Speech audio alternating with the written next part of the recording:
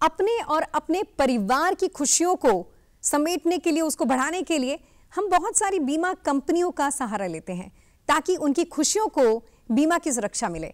लेकिन कभी कभी जाने अनजाने में वो बेनिफिट हमें नहीं मिल पाते, तो कमियां कहाँ रह जाती हैं। आज के इस प्रोग्राम में हम कुछ इसी बारे में बात करेंगे। चंडीगढ़ स्पीक्स के आज के इस प्रोग्राम में मैं निधि आपका वेलकम करती हूं और आज के हमारे स्पेशल जो गेस्ट हैं वो हैं बीमा लोकपाल मिस्टर अतुल जैरत जी हमारे साथ है। सर, आपका बहुत सारा वेलकम है चंडीगढ़ स्पीक्स के आज के इस प्रोग्राम में। निधि जी बहुत बहुत धन्यवाद। सर, बहुत सारे सवाल हैं, बहुत सारी कठिनाइयां हैं, कहानियां हैं जो कि बीमा कंपनी और जो लोग हैं जिन्होंने वो इंश्योरेंस स्कीम ली है उनकी ज़िंदगी के साथ जुड़ी हुई हैं। तो मेरा पहला सवाल यही बनता है कि शायद हमें देखने वाले ये जानना चाहते हैं कि बीमा लोकपाल कौन होता है और उसकी क्या क्या रिस्पॉन्सिबिलिटीज़ हैं। इसी से शुरुआत करते हैं।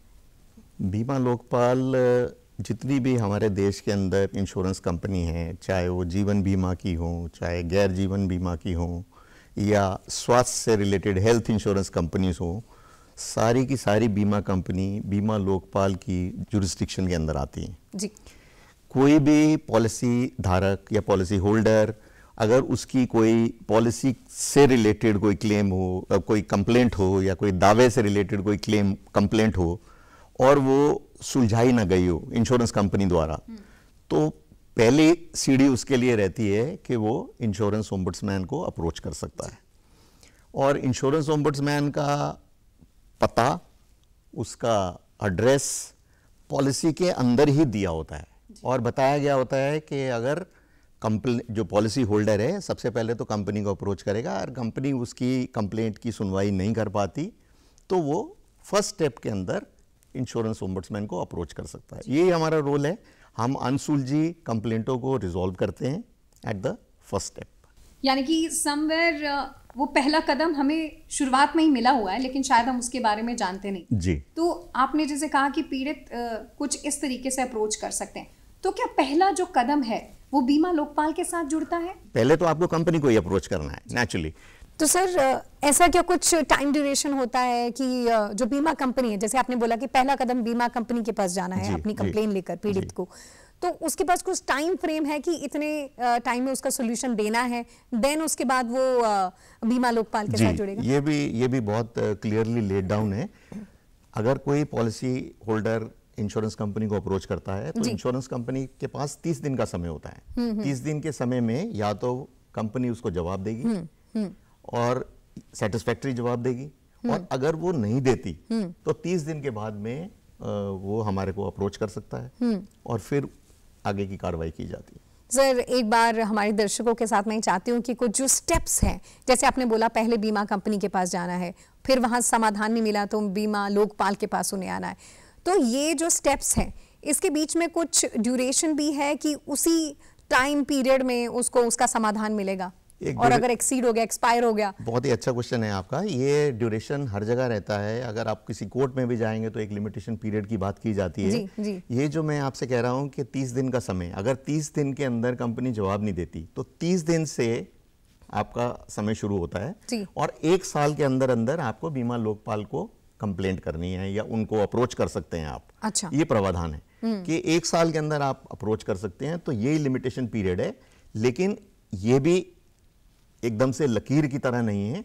अगर बीमा लोकपाल को ये लगता है कि ये डिले हुआ है इसके अंदर से 15 दिन का, 20 दिन का, 30 दिन का, तो उसको ओवररूल करने की भी अथॉरिटी हमारे को दी गई। ओके, तो बड़ी सारी ऐसी चीज़ें हैं जिसके साथ हम अपने दर्शकों को जोड़ रहे हैं और मिस्टर अतुल जैरत हमारे समाधानों के साथ जुड़ रहे हैं और बीच बीच में हम लोगों के साथ भी जुड़ेंगे, उनकी समस्याओं को, कठिनाइयों को भी लेंगे।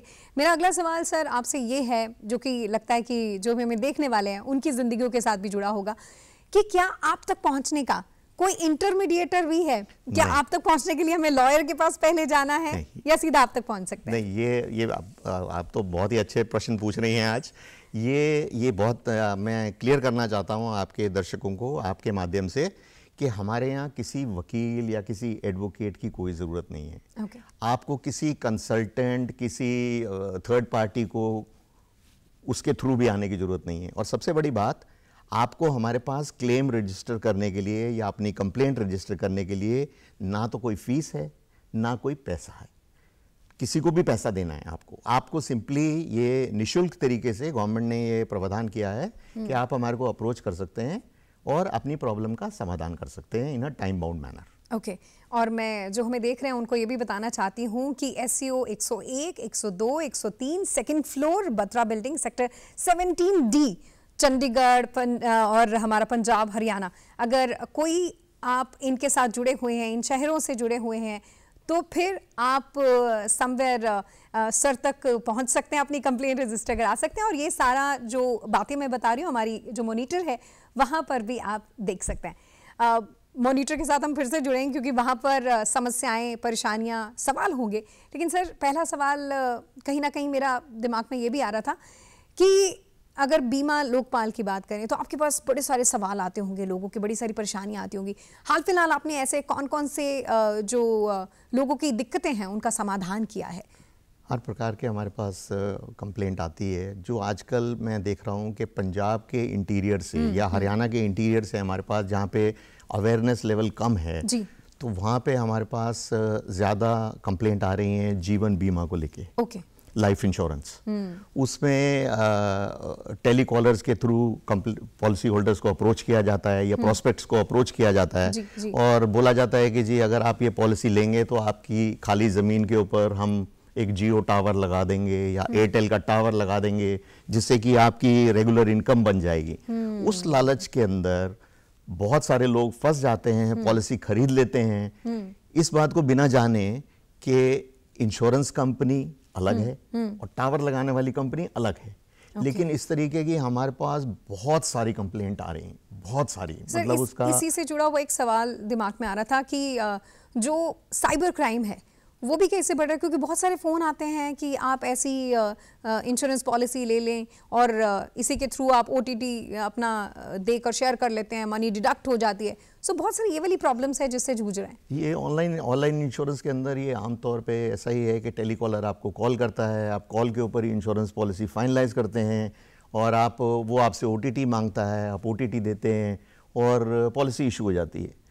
तो हमारा तो आपके माध्यम से दोबारा से हम आपके दर्शकों को यही कहना चाहेंगे कि कोई भी इंश्योरेंस का प्रोडक्ट आप लें, टेलीफोन पे उसको अच्छे देखभाल से पहले समझें, पॉलिसी के प्रोस्पेक्टस को पढ़ें। अगर खुद नहीं पढ़ सकते तो अपने बेटे से, अपनी बेटी से, घर में जो भी इस चीज़ को समझता है पहले आप उससे समझ लें कि ये प्रोडक्ट जो इंश्योरेंस प्रोडक्ट आपको बेचा जा रहा है ये वास्तव में आपकी ज़रूरत के अनुसार है या नहीं।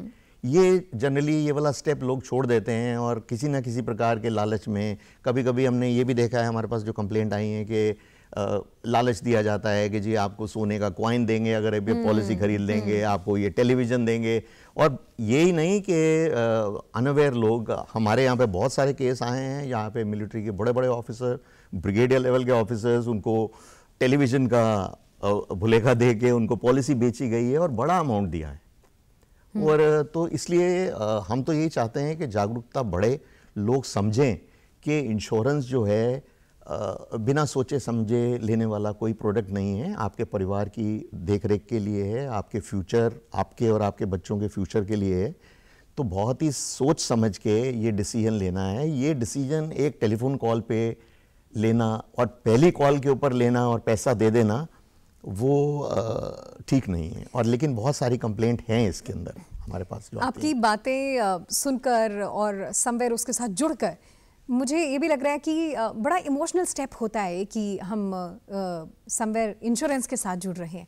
और इसको लेकर जैसे कि हमारे गेस्ट ने बताया है कि आपको सोच समझ कर ये कदम लेना है, क्योंकि यहाँ आपके आज की बात है, आपके आने वाले कल की बात है।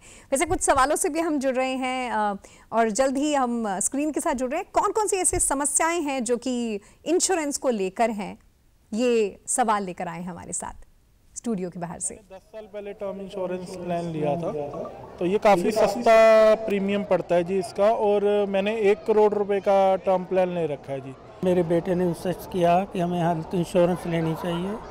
उसने हेल्थ इंश्योरेंस ले रखी है हमारे सारी फैमिली के लिए। उसका 60,000 का प्रीमियम है साल का और 30 लाख तक का कवरेज है उसमें। इंश्योरेंस जरूर करवानी चाहिए है, चाहे वो गड्डी दी होवे, चाहे लाइफ इंश्योरेंस होवे, चाहे हेल्थ इंश्योरेंस होवे।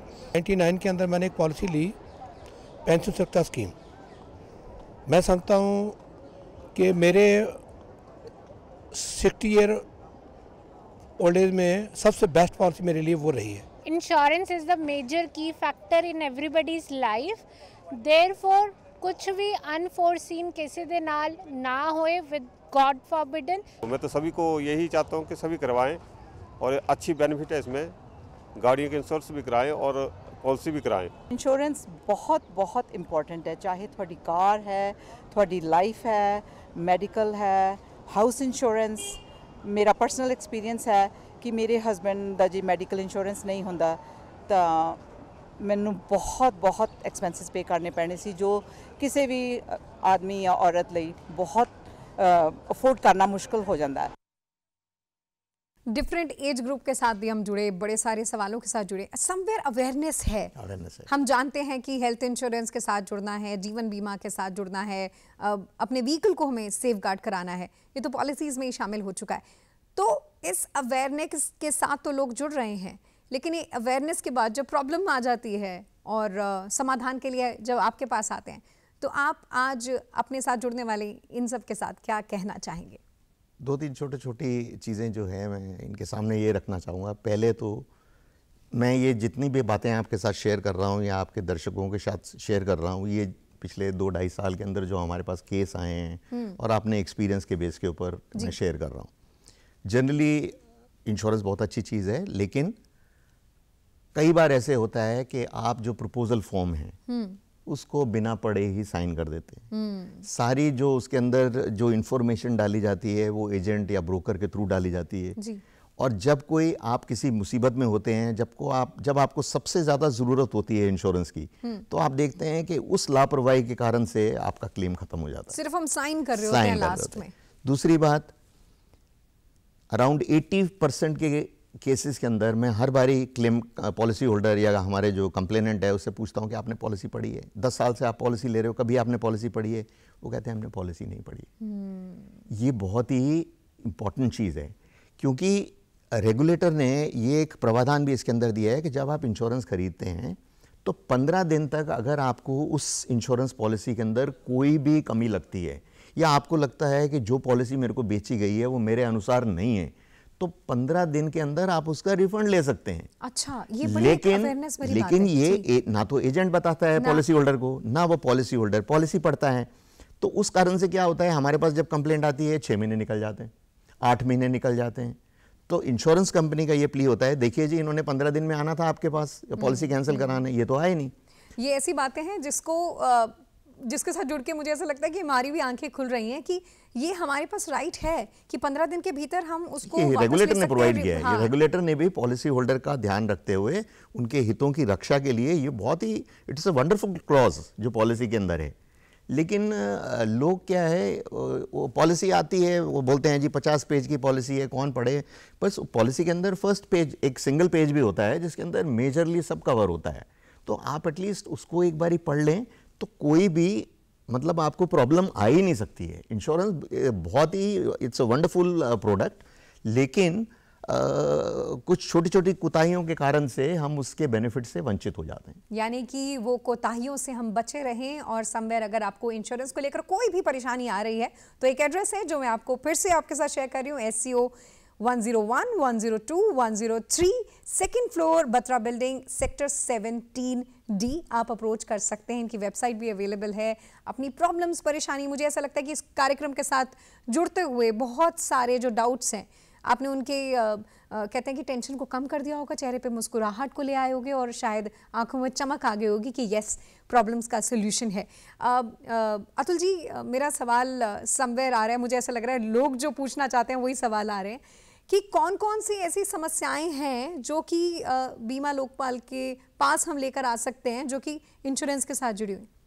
देखिए जी, पहले तो जो भी किसी ने पर्सनल लाइन ऑफ इंश्योरेंस अगर खरीदा हुआ है, जैसे कि कोई मोटर पॉलिसी है, कोई हेल्थ पॉलिसी है, अभी बात की गई थी हाउस होल्डर पॉलिसी की, पर्सनल एक्सीडेंट पॉलिसी की, इससे रिलेटेड कोई भी प्रॉब्लम अगर 30 लाख के दायरे के अंदर आती है तो आप हमारे पास आ सकते हैं। अतुल जी, आपने जैसे ये जवाब दे रहे हैं, हम इसके पास फिर से वापस आएंगे, लेकिन अभी हम जोड़ रहे हैं कुछ उन लोगों के साथ जो एक्चुअल में पॉलिसी होल्डर्स हैं, लेकिन उनकी दिक्कतें, परेशानियां क्या हैं, इनकी दिक्कतें।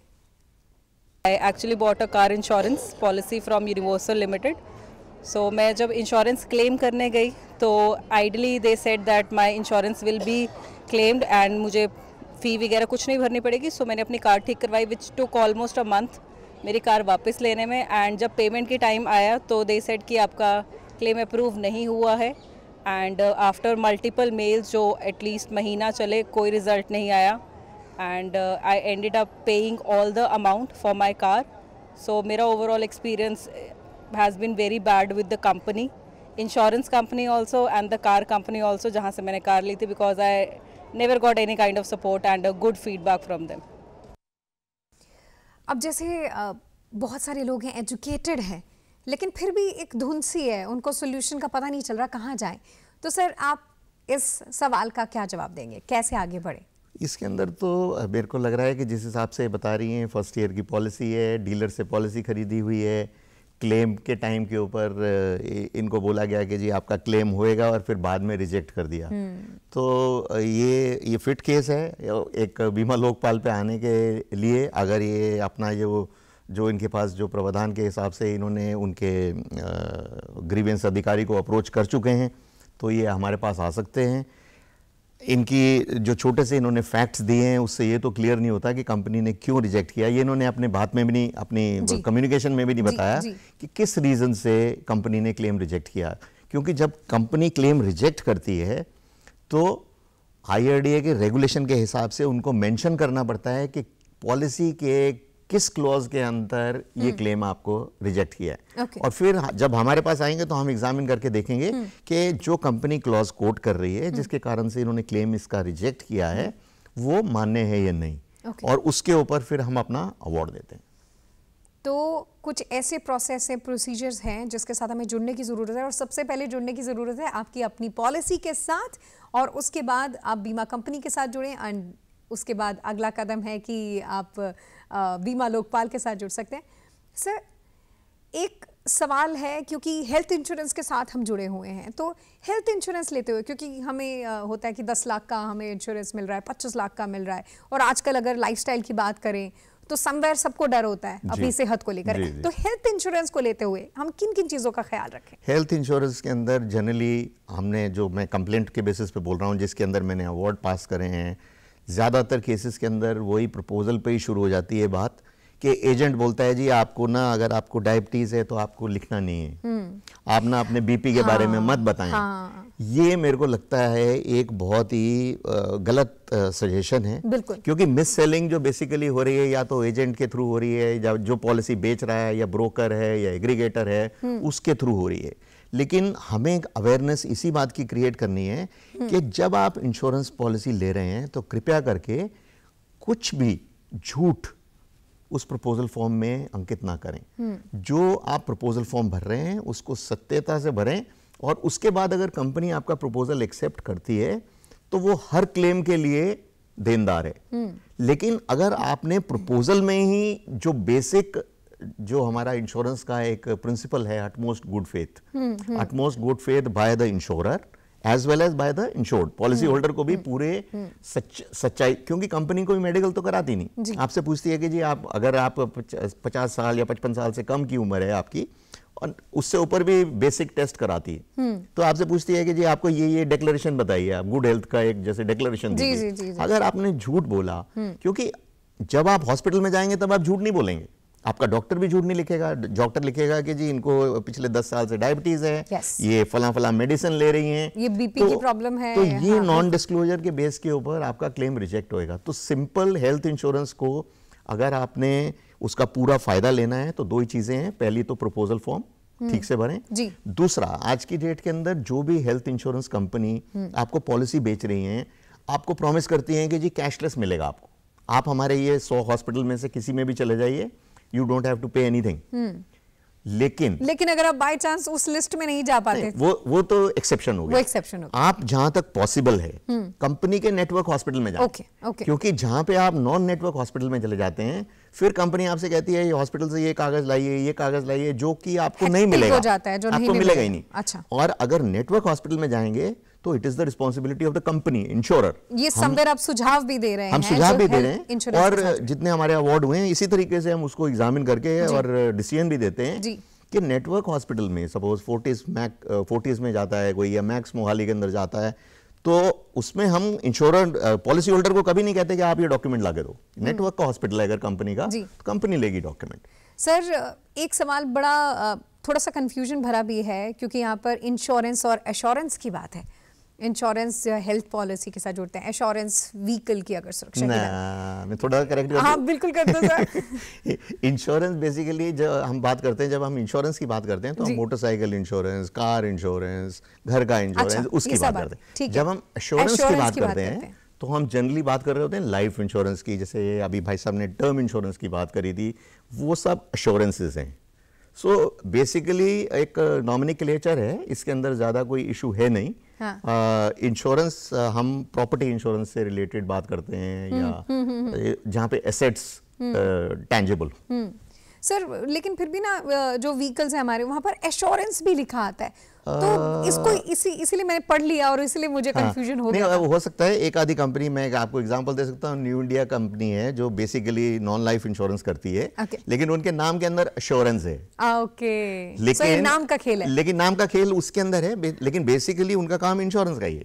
लेकिन क्योंकि ओरिजिनली न्यू इंडिया जो थी लाइफ भी देखती थी, तो तभी से उसका नाम जो है न्यू इंडिया एश्योरेंस करके लिखा हुआ है।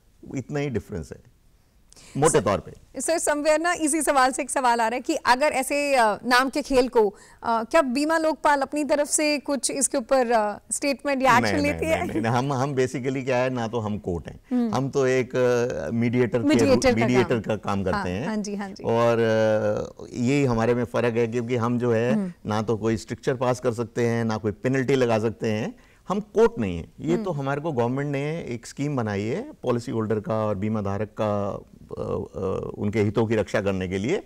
तो हम कोशिश ये करते हैं मीडिएशन हो जाए। अगर मीडिएशन, और हमारे में I am happy to share with you कि जैसे अभी 2.5 साल के अंदर मैंने करे हैं केस 5,600 में से 2700-2800 केस के अंदर जब कंपनी हमारे सामने आती है तो कंपनी एग्री करती है कि हाँ जी हमारे से गलती हुई, हम पे करेंगे, एग्रीमेंट करती है वो।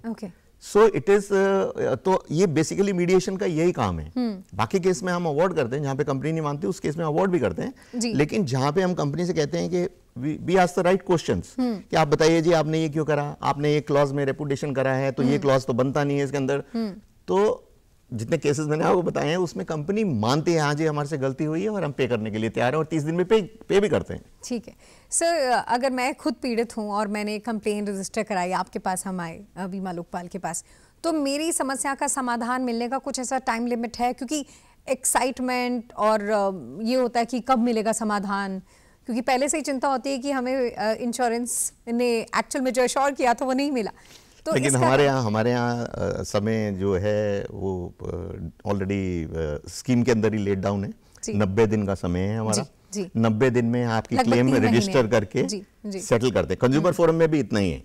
कंज्यूमर फोरम में भी इतना है, लेकिन मैं आपके साथ I am very happy to share with you कि हमारे सेंटर, चंडीगढ़ बहुत बड़ा सेंटर है, तो चंडीगढ़ सेंटर में हमारी कोई भी कंप्लेंट 30 दिन से ऊपर पेंडिंग नहीं है। अरे वाह। तो आपने वो 90 दिन हमारे को स्कीम ने प्रोवाइड किया है, और हमारे यहाँ पे कोई एडजर्नमेंट नहीं है। जैसे कोर्ट में जाता है, कंज्यूमर फोरम में भी होता है, डेट लगती है, वे डेट लगती है, हमारे यहाँ कोई डेट नहीं लगती है।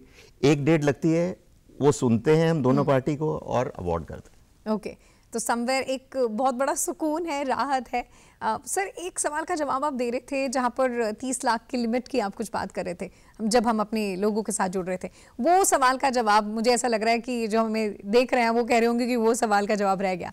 तो अतुल जी क्या कहेंगे? 30 लाख लिमिट की बात हमारी जो जैसे हमारी जियोग्राफिकल जुरिस्डिक्शन है, वैसे हमारी मॉनेटरी जुरिस्डिक्शन भी है। तो हमारे पास कोई भी दावा, कोई भी कंप्लेंट, ये हमारी स्कीम प्रोवाइड कर दी है कि अगर 30 लाख तक वो आ रहा है, जैसे किसी का कोई मोटर का, किसी कार का कोई क्लेम है जो 25 लाख का है, 26 लाख का है, 28 लाख का है, 30 लाख का है, वो हमारे पास आएगा। लेकिन अगर वो 40 लाख का है तो वो हमारी स्कीम के बाहर हो जाता है। तो इसके अंदर भी अभी गवर्नमेंट की बहुत थिंकिंग चल रही है, क्योंकि उन्होंने सारे जितने भी सेंटर हैं ओम्बुड्समैन के, उनका फंक्शनिंग देखते हुए इसको रिव्यू कर रहे हैं। Possibly something will come out of it. तो सर मैं ये भी कहना चाहूँगी जो भी हमारे साथ जुड़ रहे हैं कि आप हमारे सारे सैटेलाइट चैनल्स और उसके साथ साथ यूट्यूब चैनल डीडी चंडीगढ़ के साथ भी जुड़कर ये जितनी भी बातचीत चल रही है, जितनी अवेयरनेस भरी बातचीत चल रही है, उसके साथ ज़रूर जुड़ सकते हैं। तो अतुल जी आज हमारे साथ जुड़े हैं और बीमा लोकपाल से जुड़े हमारे जो भी सवाल थे, हमारी कठिनाइयाँ थी, प्रॉब्लम थी, स्पेशली मुझे लग रहा है कि ये धुंध को छट गई है, प्रॉब्लम्स का सोल्यूशन हमें मिल गया है। और मैं फिर से एक बार कहना चाहूँगी कि अगर आपकी स्टिल कोई ऐसी समस्याएं हैं तो आप SCO 101, 102, 103 second floor Batra building sector 17D के साथ जुड़कर अपनी इन समस्याओं का, अपनी इन कठिनाइयों का समाधान पा सकते हैं। So thank you so very much कि आज आप हमारे चंडीगढ़ स्पीक्स के इस प्रोग्राम के साथ जुड़े। बहुत बहुत शुक्रिया, बहुत बहुत शुक्रिया, आपने हमारे को यहाँ आने का मौका दिया। और मुझे लगता है कि जो आपके साथ बातचीत हुई है, आपके जो श्रोता हैं उनको कुछ ना कुछ इससे लाभ ही मिला होगा। बहुत बहुत शुक्रिया, thank you very much. Thank you very much.